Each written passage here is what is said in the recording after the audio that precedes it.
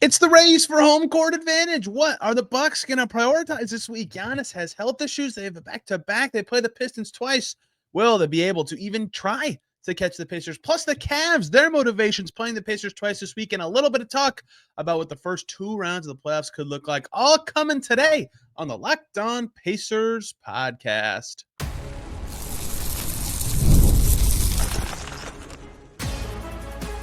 You are Locked On Pacers, your daily Indiana Pacers podcast, part of the Locked On Podcast Network, your team every day.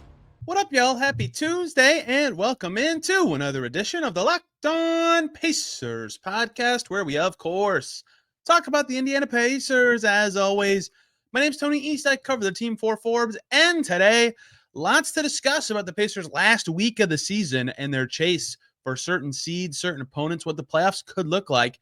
And I needed help to do it. So two people are going to get to talk their team today. Ti Windisch of the Eurostep helps talk Bucks. Can the Bucks get the 4 seed from the Pacers?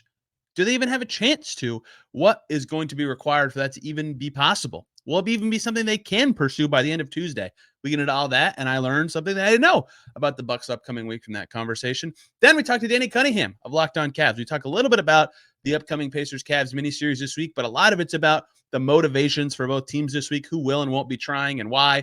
And then at the end, we talk a little bit about what that playoff series should, of course, both teams advance, that's a far way off, look like as well. So lots of looking ahead, lots of motivations for teams this week. The only game of Monday that mattered for the Pacers was Pistons-Kings. A Pistons win, I think, would have been preferred for the Pacers, just so the Pistons are guaranteed to have motivations entering their mini-series against the Bucks this weekend, because the Pacers would like the Bucks to lose some games. The Pistons lost to the Kings. A crazy Zach LaVine second half, his second great game in a row, means that the Pacers could enter a situation where the Bucks have three very easy games to close out the week, pending some results later this week. So tonight's the big one. If the Pacers beat the Wizards and the Wolves beat the Bucks, it's over. The Pacers are the 4 seed, but that is your daily standings update. Only 2 NBA games on Monday night because of the college basketball championship game, which had the most college basketball ending I've ever seen. Now let's get into conversations with Ti Windisch and Danny Cunningham.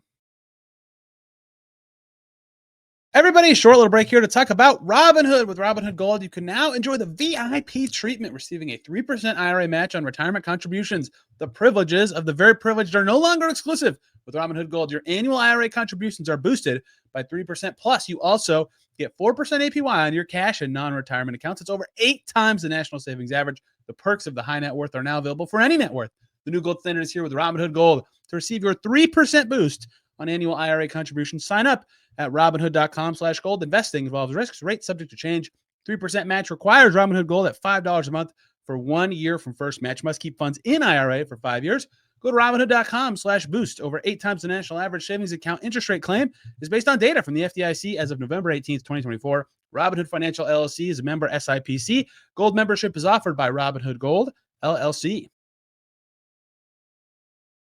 One of the best there is in this space, in the NBA Twitter landscape. And you heard his voice a lot last year because these teams met in the playoffs. And boy, oh boy, might that be happening again. It's Ti Windisch of the Eurostep podcast here to talk Pacers Bucks, as not a playoff talk yet, although we'll get into that a little bit.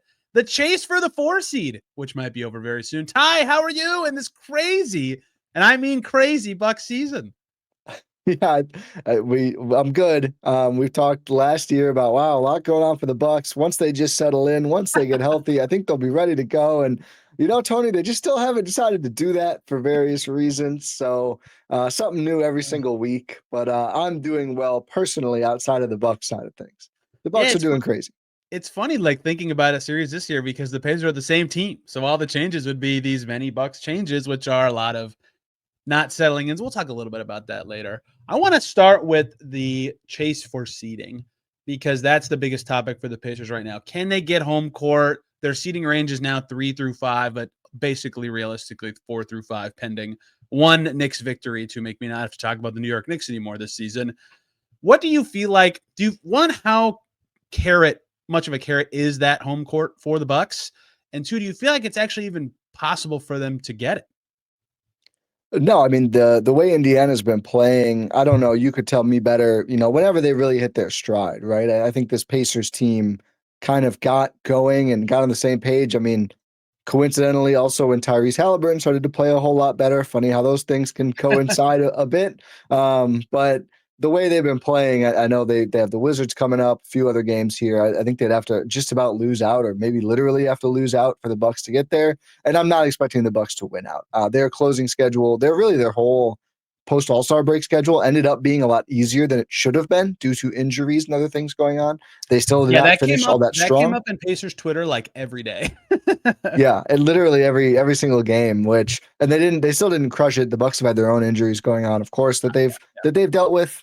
But I think 4 is out of reach, and I don't think it's. I mean, they would love to have it, of course, if it happened.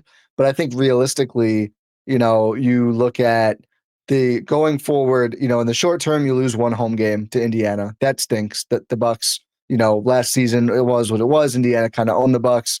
I think they would, of course, feel a lot better if they can get Giannis this time around. And thinking, if we can't beat Indiana once on the road, what's this playoff run anyway? And going forward, 4 versus 5, you're really not gaining anything if you can get out of that first round, assuming that, the Knicks, Cavs, and Boston don't somehow lose to pretty bad teams, which I don't think is happening. Yeah. So I think it's more about staying in 5 and avoiding having to go to New York, which, the Bucks at least beat the Pacers a couple times this year. They have not beaten the Knicks, Celtics, or Cavs at all this entire season. And New York, I think, is even a bigger matchup problem. So I think holding on to 5 is really the goal at this point for Milwaukee. So let me sell you something here, and then you can immediately say, shut up, Tony. Okay. The Pacers play the Wizards Tuesday. The Wizards don't want to win. The Pacers should win that game. Okay. The rest of their games could be challenging. If the Cavs want home court in the finals, they could be pushing their last couple games. Orlando certainly is going to have something to play for on Friday. The Cavs could give up, and then none of this matters. But let me make the devil's advocate case for the Bucks 4-seed push. Okay. The Bucks have Minnesota, who's tough, but there's a chance the Pistons are playing for nothing if the Bucks have already sealed off that they'll be ahead of them by those games.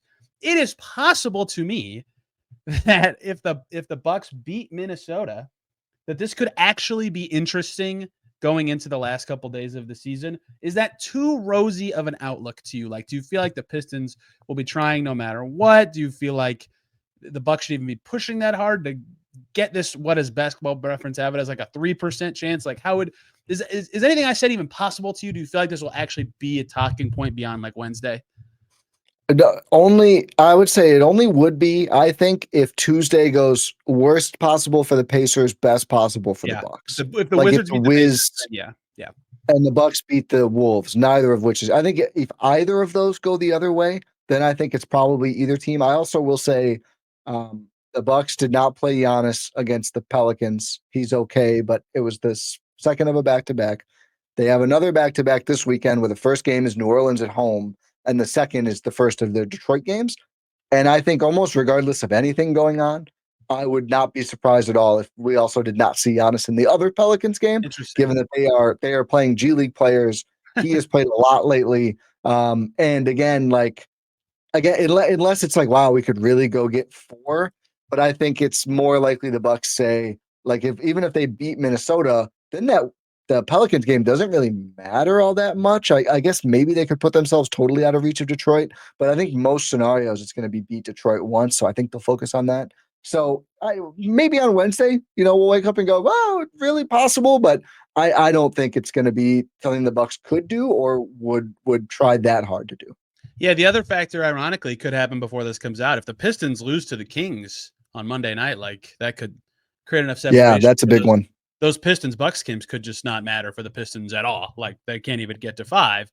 And then things would really change. Those 2 games make you already answered this, but I want you to say it again. There's no world where you think the Bucks would rather play the Knicks than the Pacers? No, I don't think so. I just think you look at that Knicks team, and they're kind of like a blend of, they're somewhere between the Pacers and like the Celtics to me. Like, it feels like obviously the Knicks and Pacers both have their star guard. I don't know who I'd most comp Siakam to. The Pacers have a star forward, maybe better than any of the forwards on the Knicks, but the Knicks just have more guys. And I think the special problem is, we saw Myles Turner be a problem for the Bucks. Towns has been a huge problem for them. And, I think Giannis is, of course, a change up here. They're hoping to have Jericho Sims back by the playoffs, which you might be like, who cares? But actually has been an important switchable Hooper. big for them Yeah. when he could play. Portis can't guard Towns and Lopez can't guard Towns. So I think Turner is similarly a problem for them, but just not the same caliber of player, especially offensive player at least. And they've had a ton of problems with him. They've had probably one of the few guards to kill them more than Haliburton has been Brunson, who averages like 35 against the Bucks. They have nothing for him. So I think their team goes a little deeper in terms of the top end talent. I've called them the bootleg Celtics before, whereas I think Indiana, and this is also, people try to talk me into Detroit. Would you rather see Indiana than Detroit? I said no, based on the same logic. I think Cade is awesome, but the second guy is like Malik Beasley. So I'm just going to take that over whoever you pick out of Siakam Haliburton as the easier team to deal with in a playoff setting. So I would rather see, I think it's not totally different. Like I think probably 4 or 5 to me is closer than 1, 2 in terms of, there's more of a gulf between 4 and 5 than 2 and 3, I should say. But I think you'd rather see Indiana. Yeah, and I think the other part of this that maybe you agree with is I think everybody would rather play the Cavs and the Celtics, even though neither of them are easy at all, like in the slightest, right? And that's where the 4-5 really becomes a thing. Is it's like, oh, Knicks, Celtics, or a potentially winnable series, and then the Cavs. Yeah, I think everybody knows. Which one of those two would be preferable. And yeah, I would probably share your takes from a Bucks perspective. The Knicks are playing well again. Brunson's back. That's not fun or easy, but the playoffs, the crucible will reveal all. Ty, big picture, if these two teams do meet, and we will certainly have this conversation again should that happen. What's different about the Bucks that would be unique in a playoff series this year that was not there last year, including but also besides the difference of the roster? Yeah, I mean, the Giannis you'd hope would be the big one, which again, probably the reason that they don't want to play him against that Pelicans game. Yeah. Because I think they learned they had home court against Indiana and they lost the series with not having Giannis. So I think you'd probably rather take your chances with Giannis versus trying to flip that home court. That's the biggest one. And I think realistically, even outside of just the obvious, that's the franchise player, that's the best player in the East, everything else, matchup wise, they just had nothing to keep up with Indiana, big specifically, without having Giannis. I think the other difference, just not going too much in the roster, they just have more options. They have a little more ball pressure than they had once Dame and Giannis had gone out last year. As great as Middleton was, they're able to get downhill and get to the rim a little bit more this season, I would say. And again, if Sims is able, they're expecting Sims back by playoffs. It's kind of a big deal just to be able to hang with when Indiana's either Turner or, are we going to see like Obi at the 5, like these really small groups, like just having someone they rely on to switch and also protect the rim and rebound is big. I mean, people forget like Danilo Gallinari was getting center in 4 minutes for Milwaukee. That's it was not exactly the plan going into the series. So I think those are kind of the biggest differences I see. But the Bucks will still have their own injury problems going in, which we've seen in the past. Indiana will jump on a team if you give them an opportunity. So I not that I think this is going to be by any means an easy series for the Bucks, but I think they should have a chance here. Yeah, I think the biggest difference is that front court part, because to me, a big story of the series I kept talking about was how the Bucks tried to cross match at first with like Lopez on Siakam and Portis on Turner. I might have that backwards, but then it like flipped because Siakam was so good, and then Turner was playing really well, and so like that just snowballed in a way that the Bucks struggled to handle that size. So now that they have Sims, who is pretty good, and if they obviously have Giannis, like that is a totally different conversation on how those matchups go. And last year, the Bucks' perimeter defense was a lot flimsier. Sure, they traded for Patrick Beverley. I think you could speak more to that than I could.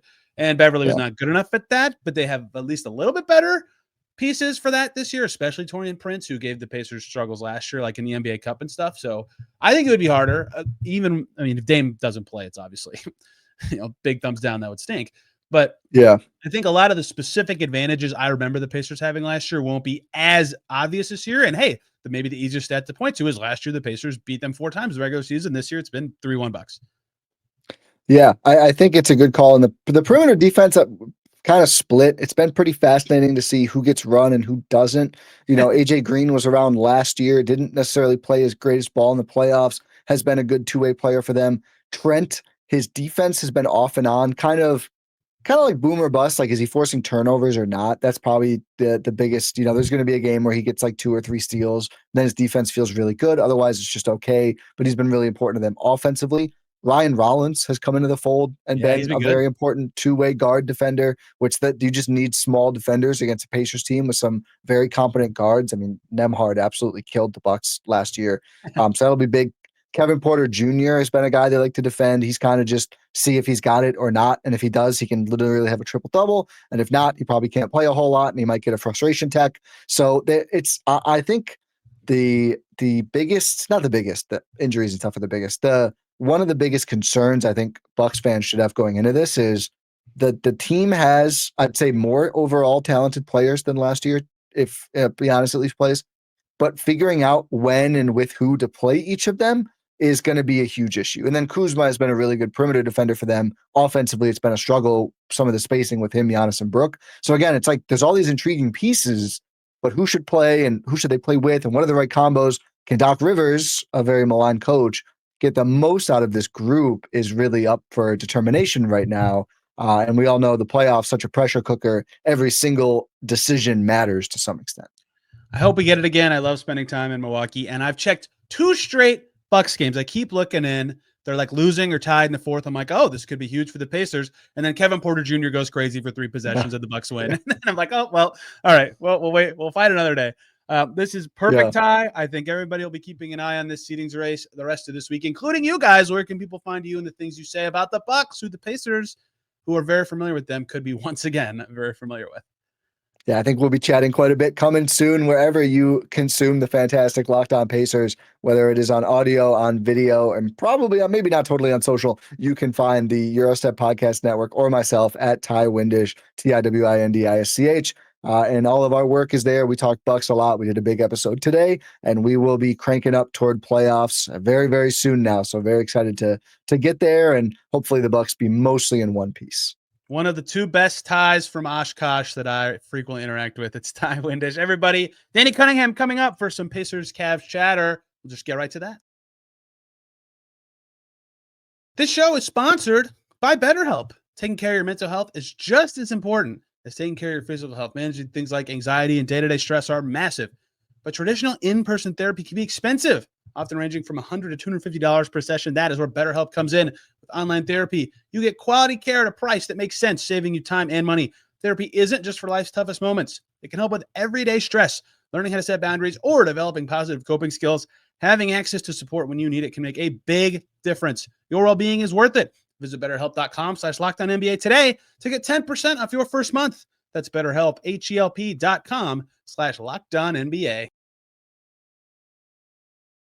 For the third and final time this regular season, Tony East is going to join the show. Talk about the Indiana Pacers. Cavs have 2 matchups with Indy on Thursday in Indy, and then Sunday to close out the regular season at home against the Pacers. And Tony, the last time we talked, it was right after the Pacers beat the Cavs on a Sunday night in January. That win for Indiana moved them to 22-18 on the season. Obviously, the 2 teams played again a couple of nights later. The Cavs won that one, but since then, Indy's been awesome. They're now 47-31 as we record this.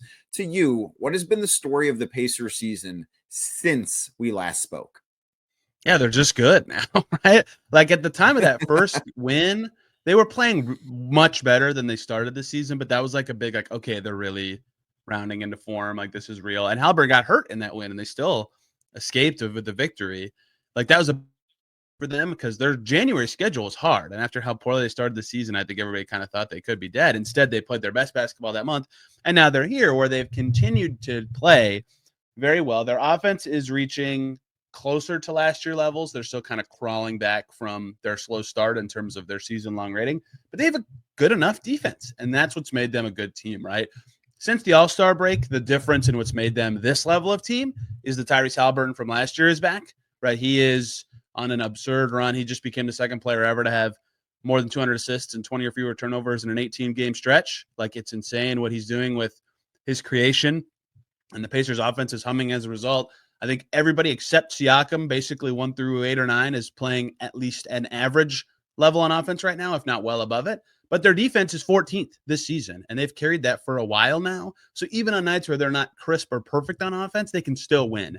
And that's a big change from last year, and what's allowed them to climb from, they were 10th-ish maybe tied for 10th when they were 10-15 to like, oh, they are the 5th team to clinch a playoff spot and are probably going to host a series.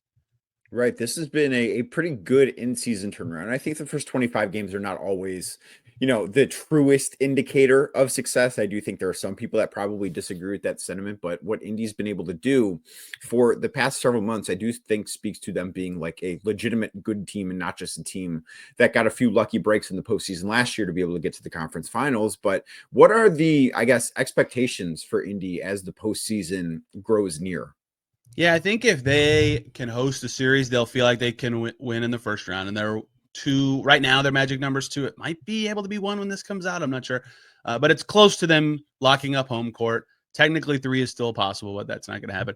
So the odds-on favorite is they'll be playing some Central Division team as the 4 seed, and I think the expectation should be that they would win that series. Right? They played the Bucks well last year and in the regular season, and then beat them in the playoffs, albeit without Giannis. This year, the Bucks have gone 3-1 in that series. They've handled the Pistons the last 2 years, right?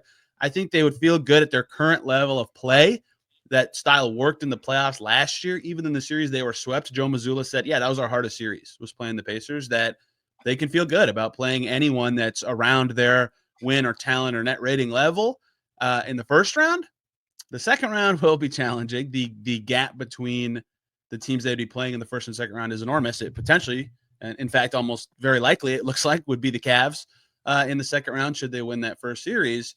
And that's where things would get really challenging. Like at that level of team, they probably wouldn't be expected to win, even against a team that they did beat once, maybe twice. We'll see how these rest of the week goes in the regular season. So I think most realistic expectations would be win around, and the rosiest fans would say they could win 2. And how their postseason feels will depend on like how those things go, right? If they scrape through the first round and then get smoked by the Cavs, no one would feel good about it, even though they met expectations. If they smoke someone in the first round and then go to 7 with the Cavs, people would feel good about that, I think, even if they lost. So it's always those little nuances that matter. But I kind of think that's the expectation that they've earned for themselves after the run they had last year and the way they've been playing for the last 2 or 3 months. So before we talk about how the Pacers and Cavs would match up in the second round, because I do think that's the most likely outcome here, is that you and I are doing a podcast again in a couple of weeks talking about the Eastern Conference semifinals and how much we love driving between these 2 cities. I do want to ask you about the potential first round opponents for Indy, because it's going to be, in all likelihood, they're not going to catch the New York Knicks. New York is a tiebreaker over Indy. New York also plays, I believe their magic number is 1 for that 3rd seed, and they play the Brooklyn Nets the final day of the regular season. So like that is just not going to happen. Well, it looks also like the Pacers want to catch them. Well, right. Like that's the other thing, but I don't think it necessarily matters for the first round matchup. That said, It could be Milwaukee. It could be Detroit. What do you think Indy's preference is for a first round opponent? Yeah, it's so easy right now with Dame's injury to say the Bucks, but Giannis is so good, man. Like even just Giannis would scare some teams, I think. I mean, they've found a way to win. What was it? They won all 4 of their games this week. The Bucks did, right, without Dame, and he just has that level in him to do that. So I'm very tempted to say that Detroit would be harder, or excuse me, the team that you'd want to play because of that. But like, man, every time I think this, Detroit like wins 3 in a row without Cade, or like some other Pistons player starts to look like Isaiah Stewart looked really good this week. Oh, Dennis Schroeder's assist to turnover ratio is insane. Oh, Malik Beasley hasn't missed a 3 since I was born. Like they're crazy good out of nowhere. So I keep saying these things like, oh, I think the Pacers and most teams in the East Field would rather play the Pistons than the Bucks because of Giannis. But then I'm like, man, the Pistons keep doing this. Maybe I'm crazy. So I think it's closer than people think. But if I am still defaulting, like I've watched enough playoff games in my lifetime, as have you, to know that someone like Giannis can just win a series, right? And so I think that the best case scenario for the Pacers would be playing the Pistons, and those 2 teams play each other 2 more times, right? So that seeding chase is still really up in the air. It might really depend on what happens Monday and Tuesday to see who's motivated to get what there. But I think the Pistons would be the favorable matchup, even though I think without Dame, which it sounds like he could still return, we'll see. Pacers Bucks could be winnable, if Dame's not there, even if Giannis is amazing. Right. And I think I'm at the point, and it sounds like you are too, where I will believe the Damian Lillard is back and playing well and healthy when I see that actually happen on the floor. Well, Obviously hoping sorry the to cut best you for off, him, but but like I'm not we going to did count this on that. last year with Giannis. We did this last year with Giannis in the calf thing, right? Right. They were like, oh, maybe game 4, maybe game 5. He didn't play the whole first round. So on one hand, it's blood clotting, it's different, but like I've been duped by the Bucks in the last year. Right. That's a really fair point. And to, give Milwaukee credit for winning their last 4, sure. But they beat Phoenix, they beat the Sixers, they beat the Heat, they beat the Pelicans. Like, it's not as if they have impressive True. wins without Dame in that time span. They've beaten teams that they should beat even without Giannis, like they did on Sunday against the Pelicans. So let's say that the Cavs handle whoever comes out of the play-in as the 8th seed, and the Pacers handle whichever Central Division opponent they get in the first round. And these two teams are matching up in the Eastern Conference semifinals, with the Cavs, of course, having home court advantage there. What advantages do you think the Pacers would try and exploit in that series? Pace, play fast, right? Be confusing. That's how they always play, and that's what teams have trouble with. You can scout the Pacers as much as you want and say, okay, here's what their concepts are. Here's how they try to play. They do their best to call their offensive style random, which, like, to us, it feels random because there's not a lot of call this play, call that play, do this for this guy kind of thing. And like that is in there. It's just not someone from the sideline shouting it or anything default like that. They just have a lot of concepts that they flow through and flow into very easily. And so as a defense, yeah, you can be ready for all of it, but it happens so fast and there's so many of them and they flow into them so quick that, like, if there's a small crack in what you do, they're going to try to exploit it. Last year after they beat the Knicks, Tyrese Haliburton made a point of saying after the series on the podium, most teams slow down in the playoffs. We've made a point to not try to slow down, right? And so while the Cavs defense is very good, they did, I thought, in the game the Pacers beat the Cavs this season, that was part of what they struggled with. And the Cavs scored like 90 points in that game. That was like their worst offensive game of the season or something. But the tempo the Pacers had, even without Haliburton, was still just enough for them to score enough to set their defense and guard the Cavs pretty well. I think every team that plays the Pacers struggles with that to an extent. Do I think the Pacers have a lot of matchup trouble against a very, very good defensive team? Oh, yeah, absolutely. It's not going to be easy to play the way that they always play. I think their own defense will have to be basically perfect for them to be keeping up every night. But that's where their biggest matchup advantage pretty much against anybody has come, is that they just play this style that is so hard to be mentally prepared for a full game, even in a playoff setting, like all their opponents found out last year. And if they're crisp and playing well, even if they're not making that many shots, they just generate good looks all the time. And it's so stressful for defenses.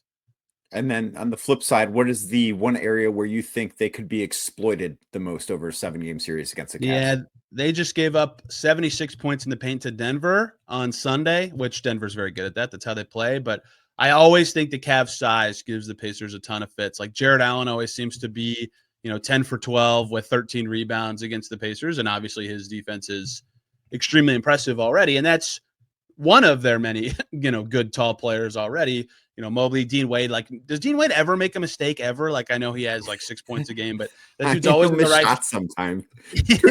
Truthfully, like the mistake that he makes, and I think that he would probably say this, is that he doesn't shoot the basketball enough. Like, he can be a little hesitant with his shot. Like, that's the mistake that he makes, is that he'll be open and he will look to, like, it's almost as if, being unselfish all the time is actually not a good thing. And I think that sometimes he can fall into that trap a little bit, if that makes sense. Ben Shepherd syndrome for the Pacers. Yeah, and like that's a lot of good defensive size that makes the rim deterred or harder to get to. And the Pacers love to play that way. Paint to grade, they call it, right? And so if that's not going to be available to them constantly, or it's going to be very challenging for them to get those shots, they're either going to have to rely on like shooting variants or find other ways to get to the paint to score. And that's a tough shift. Like, that's how the Cavs have given them trouble for years. And oh, by the way, their backcourt is like probably the best two guards together in the league. So if you find a counter for that, you also have to guard those two players. And they have Nesmith and Nembhard. That's great. They can't play 48 minutes. So there's going to be moments where they have some defensive challenges slowing those guys down. And I think guarding your yard, as everyone says, is going to be something, and has been something the Pacers have struggled with for years. And if they can't do that against Garland and Mitchell, good luck. Good luck beating the Cavs. Then these final 2 games in the regular season, Thursday and Sunday, the Cavs play a game against the New York Knicks in between. I don't know if the Pacers have anything in between. I haven't looked at the schedule through Orlando. Even better. What a fun game that'll be. But how seriously do you think the Pacers are going to take the end of the season? Yeah, I think that the meaning of these two games will come down to what happens like early in the week, right? If the Pacers win Tuesday and the Bucks lose, the Pacers will be 4 basically, unless they win out and the Knicks lose out, which, as we've already said, seems exceedingly unlikely. And like again, if the Pacers clinch 4, do they want to be 3? Like, do they even try that hard for their last 3 games? So there's a chance the Pacers, maybe the first game they'll be playing for something, and if it's in Indy and they could clinch home court on their home floor, like that's pretty cool. So there's a chance that the first game is for something, and the Cavs could still be, in theory, fighting to keep away Boston, I guess, by that one. I don't know about their OKC aspirations for home court in the finals. So I think the Pacers will be probably motivated through the weekdays. Like there's a chance they get to the Orlando game and they're clinching that day. Minnesota, Milwaukee's the biggest game left of the Pacers season. Ironically, it's not even one they play in. But that last game on Sunday, I think you probably agree with this. It looks very likely that both teams will have their situation secure, and they will be playing for run out the tape, nobody get hurt. Let's get to this week off. That's kind of how I would envision things on the Cavs' point of view too. Like they play Chicago on Tuesday night, and if they win that, they clinch the 1 seed. And the Cavs have openly talked about not caring about having home court in the finals against OKC. And I mean, the one thing that gets overlooked there, like OKC making the finals is not a sure bet either. True, yeah. And the Cavs would have home court advantage over every other team in the Western Conference if that were the case. So that's not something I think they're chasing. It's not something I think they would get anyways, even though they would likely, if they caught OKC, they would hold the tiebreaker over them. So that is a little bit helpful for them. But ultimately, if I'm looking at this from a Cavs perspective, and they played the Knicks on Friday, and as we've mentioned, that team is likely to be third. The Pacers are likely to be fourth. And the Cavs have not talked about this because they want to put the focus on clinching the 1 seed and then figure it out from there. But I wouldn't play to win either of those games against the Pacers. If you win, great. That's, maybe you win 65, 66 games. That's awesome. If you lose, who cares? It doesn't matter. But I think that playing the starters in a game against a team that you're not going to most likely, because I just don't have faith in the Knicks getting past the Boston Celtics in the second round or reaching the conference finals if the Cavs were to get there. But I don't see avenues for the Cavs to see the Knicks in the postseason. So that would be the game, if I'm the Cavs, that I would want to play the starters, that I would want to maybe game plan a little bit for and treat like a serious basketball game as opposed to the 2 games against the Pacers that, hey, you might see this team again in 2 weeks with a lot on the line. Maybe don't go all out for these ones. I don't think the Pacers would care if the Cavs threw against the Knicks and let the Knicks walk into the 3 seed and made that something I don't have to talk about ever again. So wouldn't mind if that got flipped. But yeah, I think like the Pacers obviously very much care about the Cavs' motivations, and I think are very much rooting for the Cavs to beat the Bulls Tuesday, because that would make the rest of their season easy. And even if it's not easier, just having control of like, okay, if we win, we're this, if we lose, we're this, is what every team wants. And so knowing that your opponent might be sitting guys to make it easy for you to choose that is very important. Like as the Cavs saw last year, as they controlled their last game and it helped them win a round. Yeah, and they decided, hey, we're not going to play anybody in the second half against the Charlotte Hornets. JT Thor's going to go off for 20-plus points, and we're going to lose. So we see the Orlando Magic and still need 7 games to beat them. But obviously the Cavs won't necessarily be in that same situation. But the final week, catch the excitement, right? That's what we all say about the last week of the regular season. I looked it up yesterday. Every team entering Sunday that had less than 36 wins had a combined 38-game losing streak. We love March and April NBA, baby. It's the best. Incredible. There's not a week with as many 10-point spreads in the NBA as this final one. But the Cavs and the Pacers will square off for the 3rd and 4th times on Thursday and on Sunday. If you want to learn more about the Pacers, maybe keep an eye on who the Cavs could be playing in the second round of the playoffs. Make sure you check out Locked On Pacers with Tony East for more. Tony, thanks so much for doing this, man. Yes, my listeners, Locked On Cavs. Keep up with Danny, too.